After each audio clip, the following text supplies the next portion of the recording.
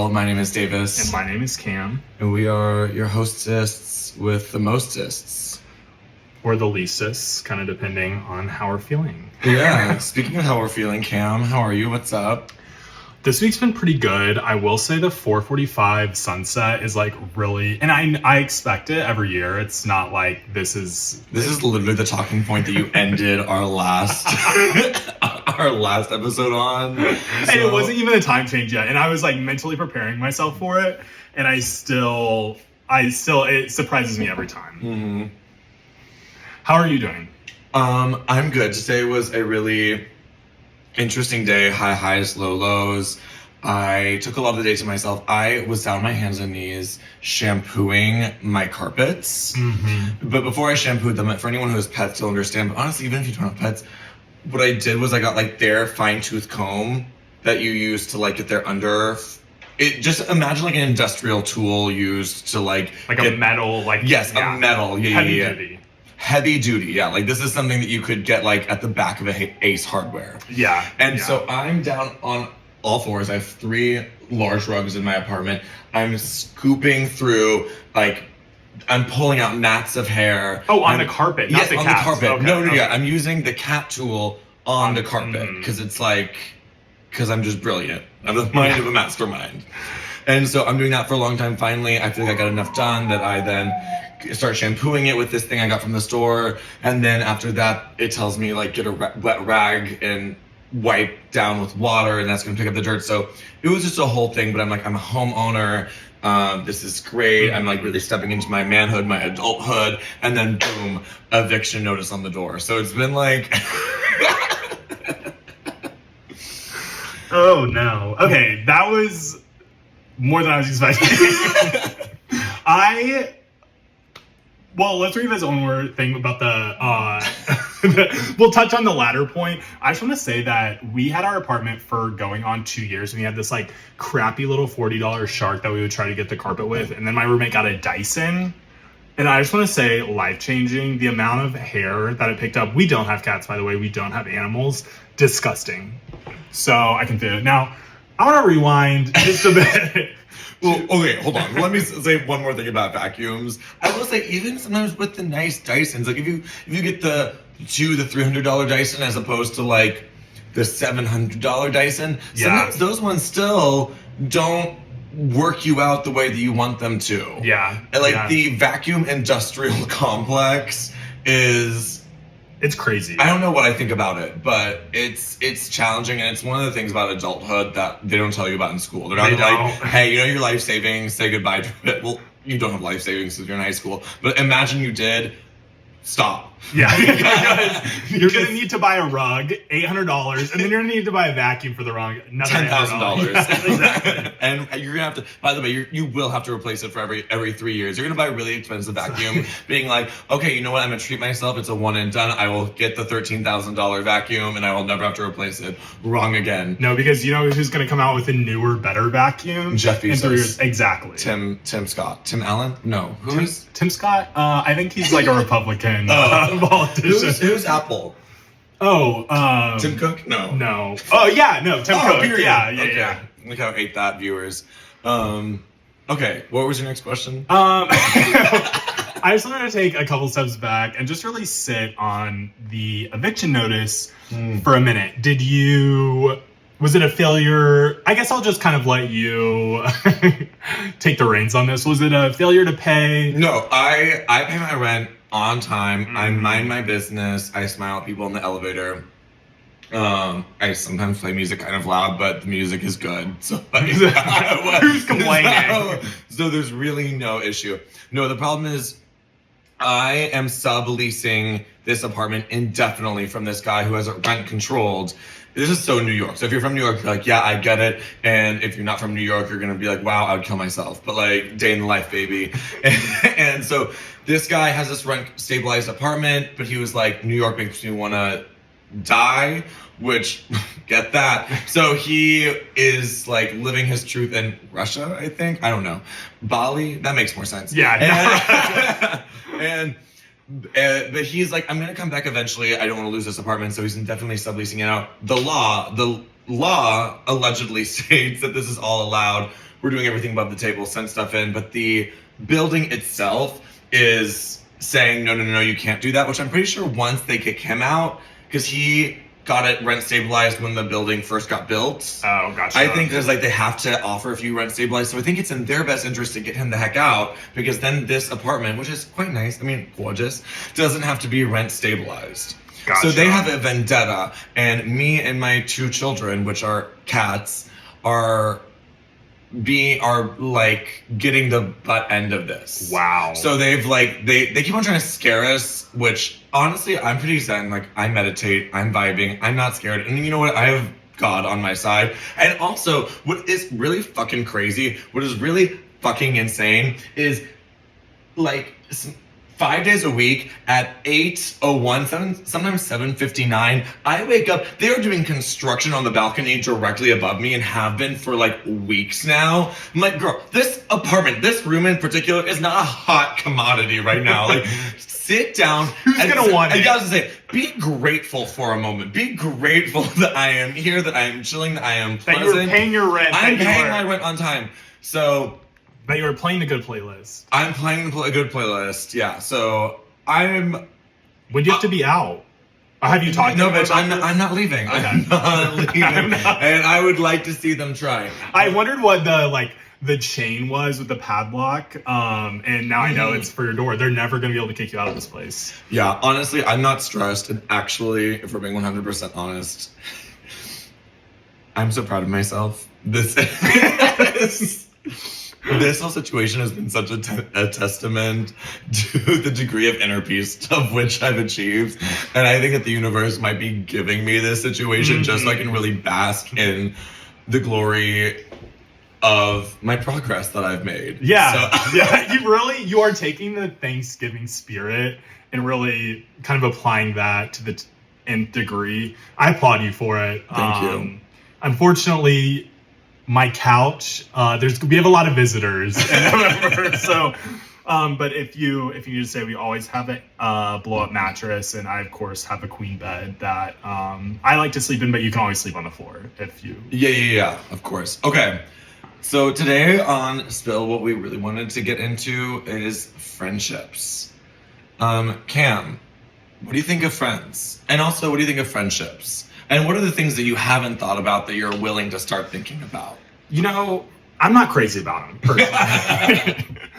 No, I think, especially as like a transplant in New York, I think you come to realize like you're not surrounded by your family all the time like you are if like I went to college like in the same state I grew up with, so I was like surrounded by family all the time. Once you move to like a city where I'm like, you know, a flight away from home, and a lot of my family, like you really do come to like rely on your friends much more than you ever have in your entire life.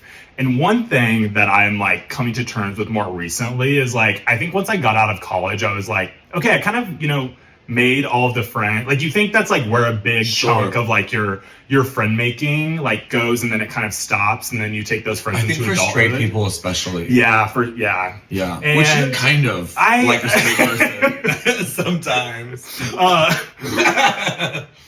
But that like it never stops. Like, you are gonna keep making friends into your like, especially your early 20s. I think that's like one of the hardest things I've had to come to terms with. Still trying to find like new avenues to like make new connections, but also like really devoting time in this crazy city, in your crazy life, like full-time job, to like making space and room for your friends is like more difficult. And I think I'm still like trying to learn how to balance it, as you know. Sure. Yeah. You said early 20s?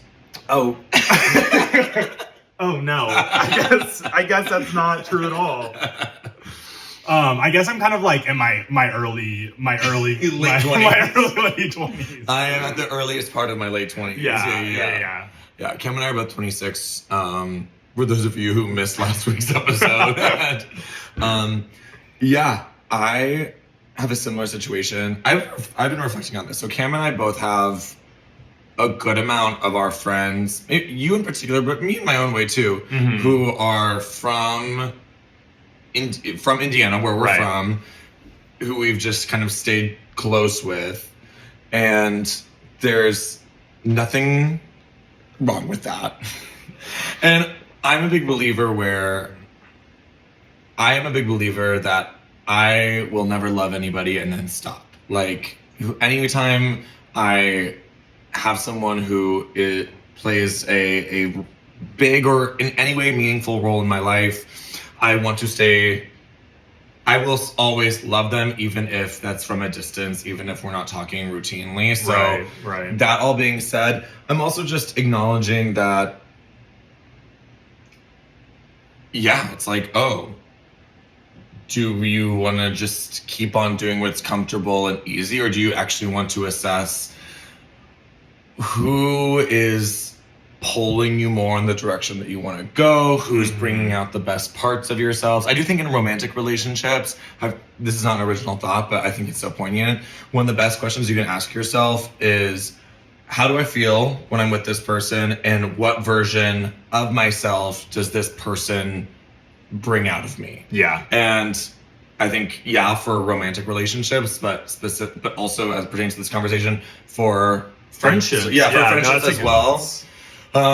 So I don't know. But like, to your point, it's weird making friends. Mm-hmm.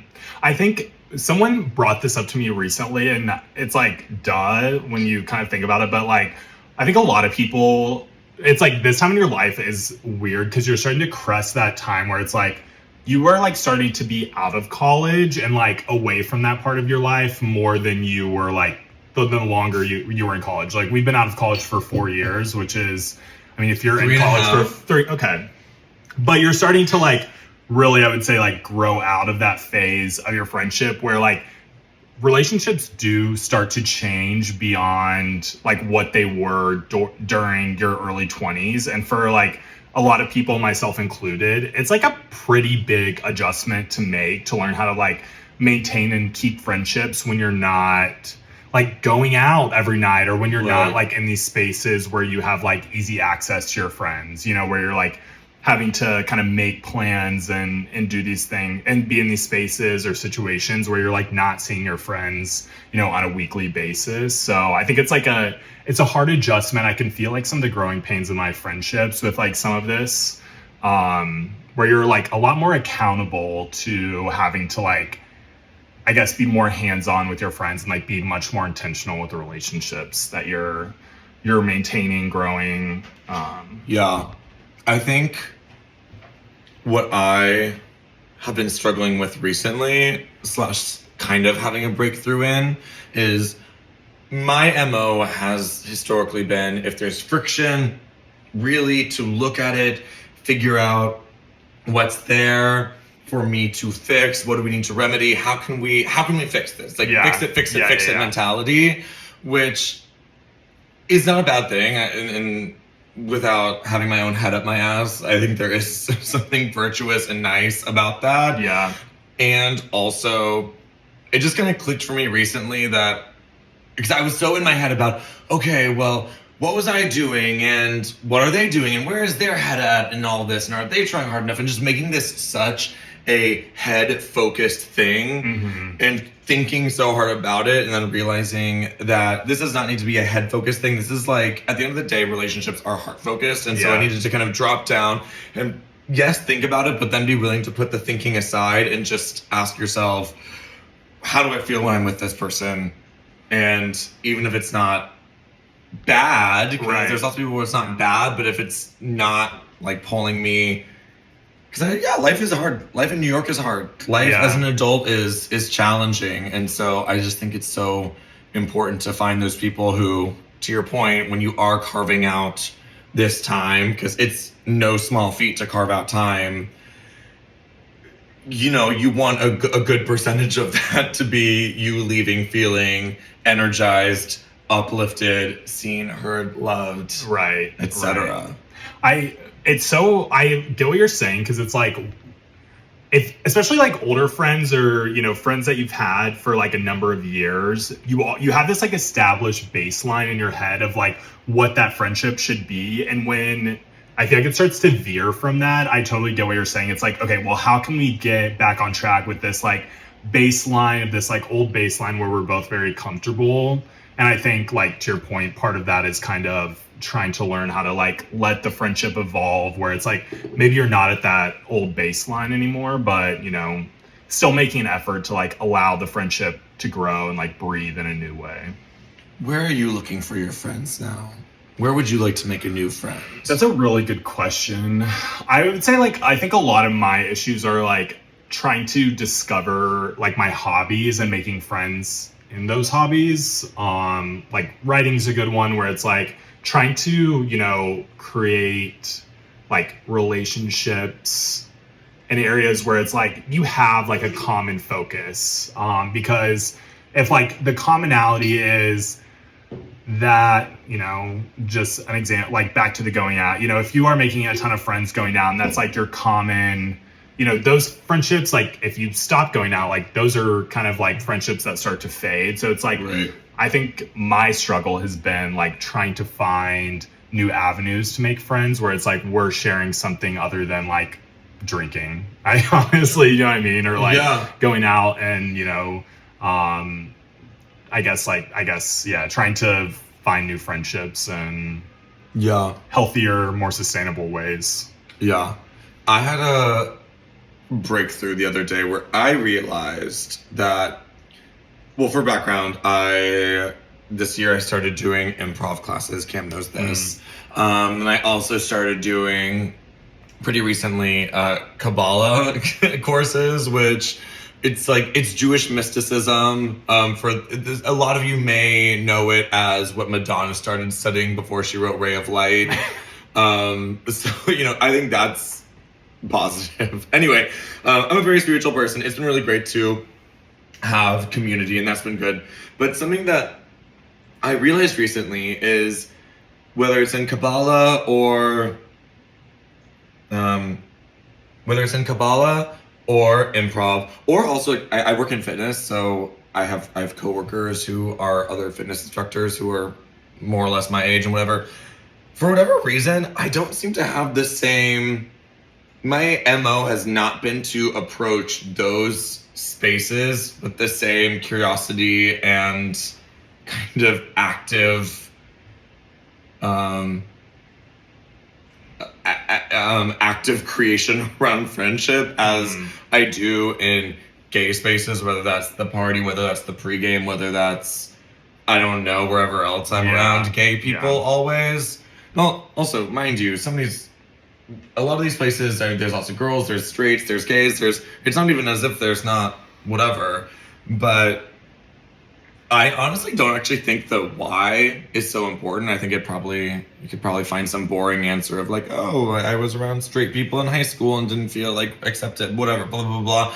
Honestly, that doesn't matter. What matters now is, now that I'm conscious of this, how do I want to be different? And so that's been kind of the thing I've been working on now, is how can I consciously choose to explore friendships with all of these people who maybe don't look or act like maybe the friends I have right now, who are all just kind of a bunch of gay men like me. Right. Yeah. Which honestly is so nice. Yeah. It's such a palate cleanser to be around people of different sexualities and genders and lifestyles. People who are silly, people who are goofy, people who are like hyper spiritual. I don't know.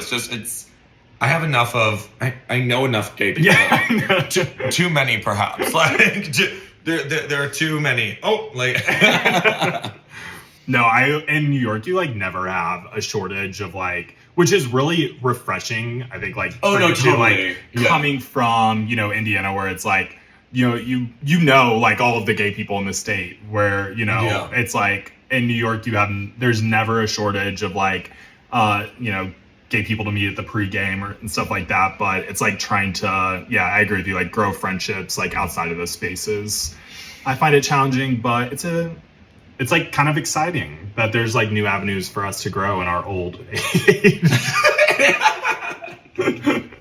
Yeah, isn't it crazy to think that there are people who will theoretically be in your wedding one day who you haven't met yet? Yeah, that's true.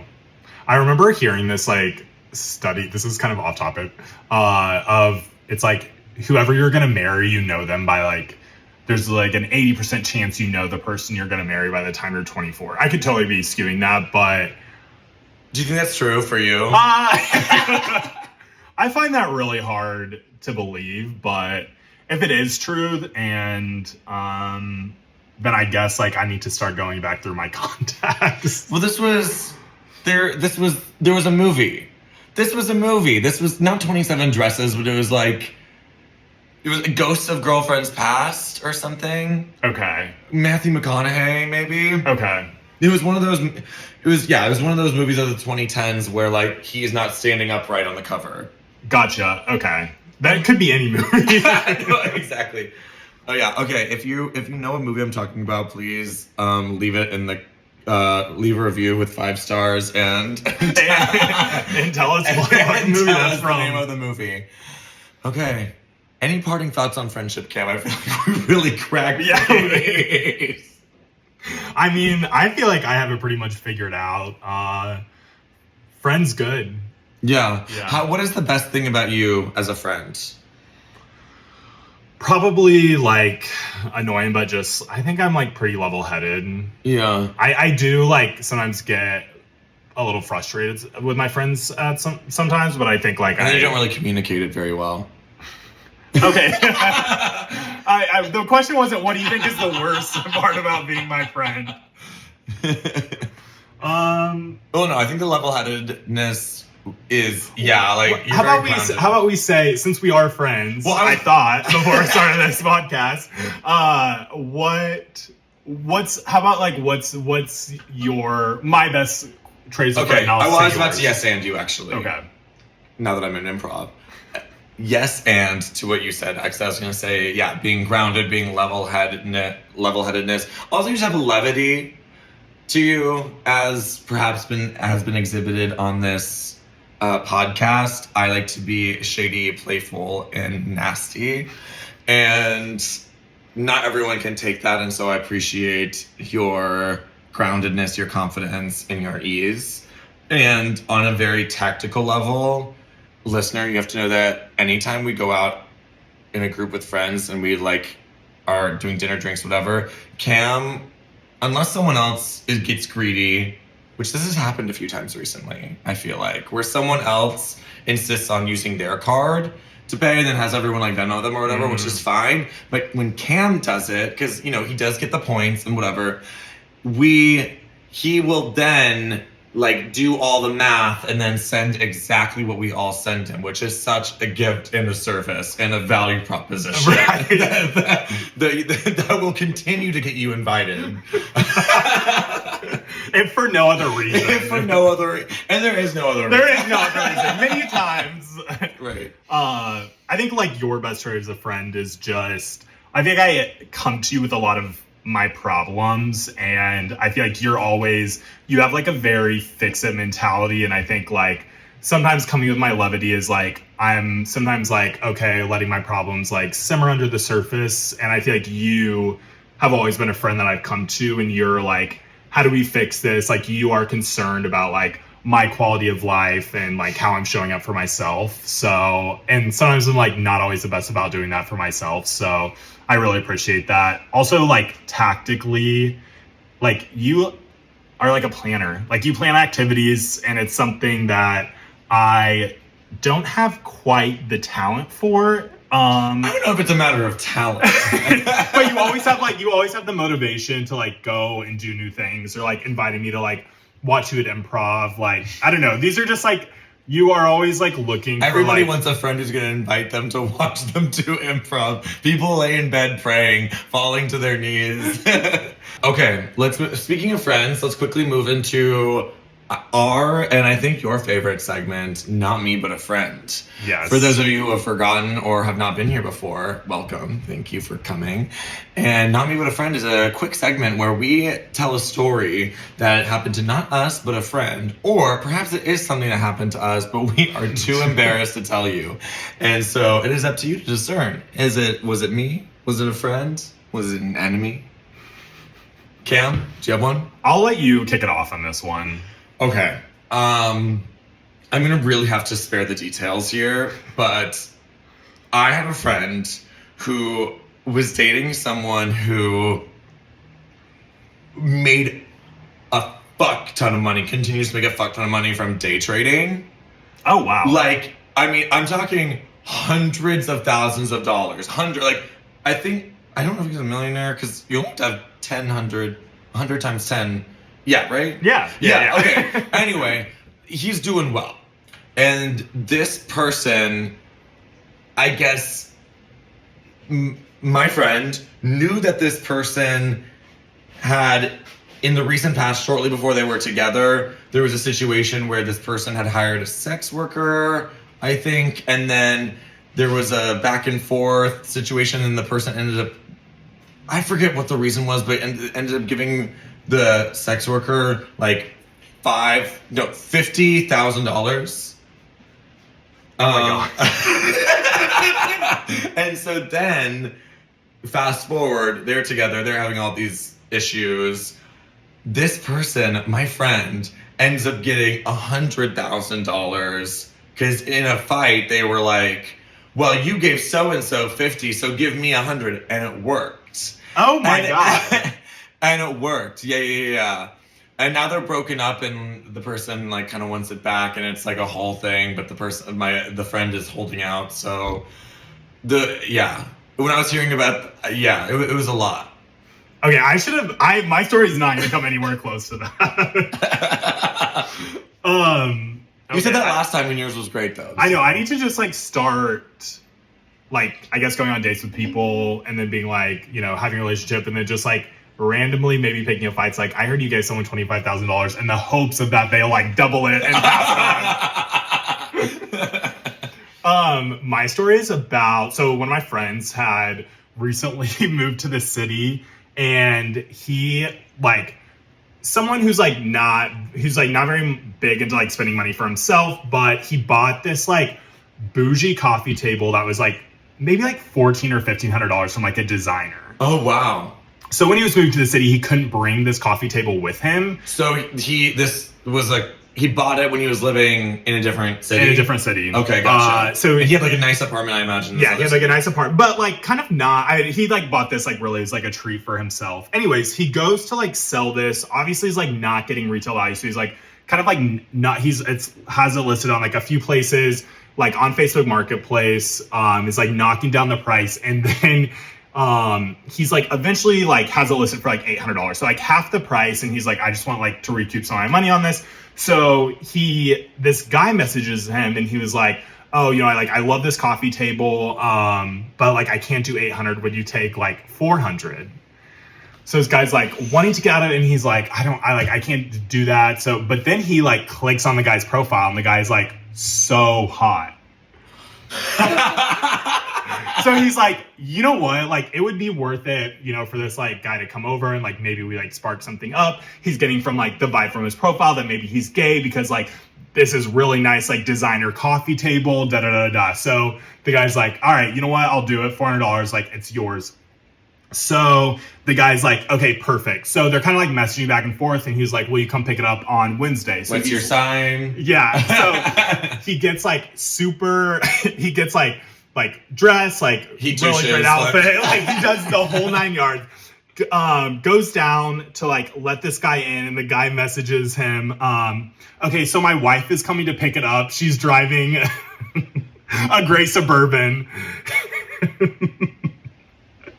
And ends up like just totally like eating, I don't know, like $1,000 on this coffee table, and doesn't even get like the benefit of even months. Just an absolute devastating loss for him. I don't know. I have two things I could say, so I'll say them both.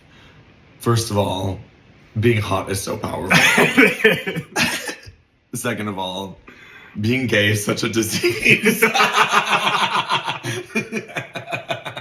No, it really is. It really is. And it can put you out a lot of money. And that is... It can put you a lot of time, energy, money, spirit.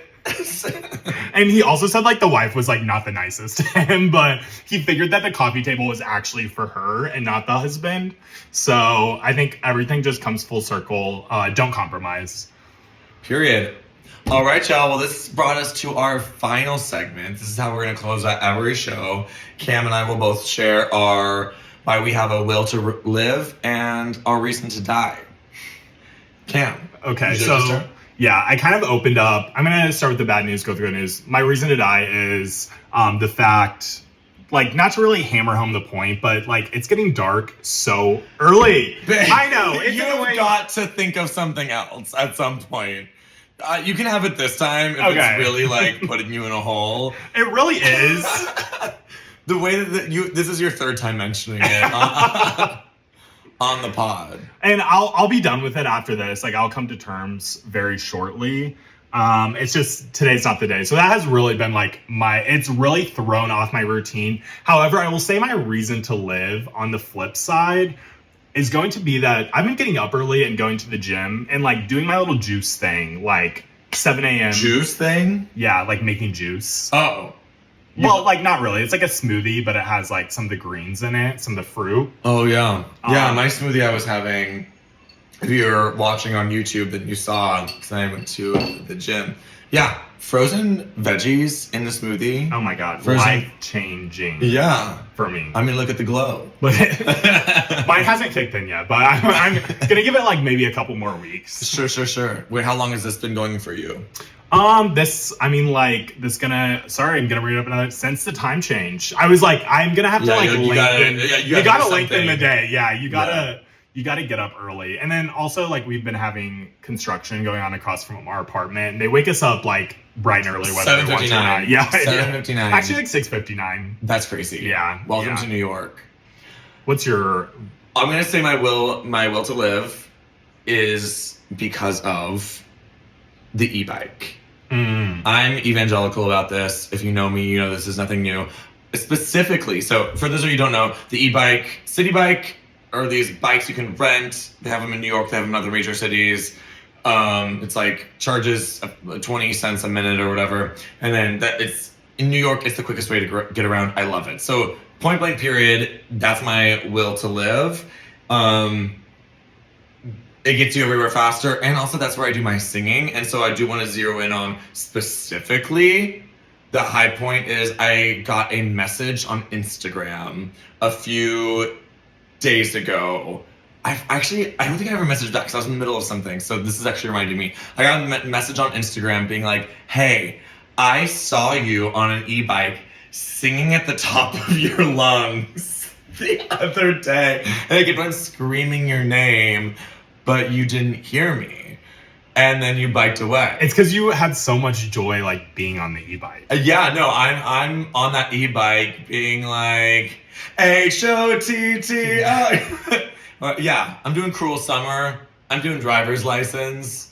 I love it. It's my favorite thing. And then on the flip side, my reason to die is the non-e-bikes. The regular bikes. Because I live in Long Island City near the bridge, and so I'm always going over this bridge to Manhattan. When I'm on the e-bike, it's great. It's quick. I'm in Manhattan 6 minutes, not an exaggeration. When I get on the regular bike, I'm like, oh my God, this is the worst thing that has ever happened to a gay person ever. And like, I know about the 90s. Like, this was so terrible. I'm pedaling as hard as I can. I'm getting so sweaty.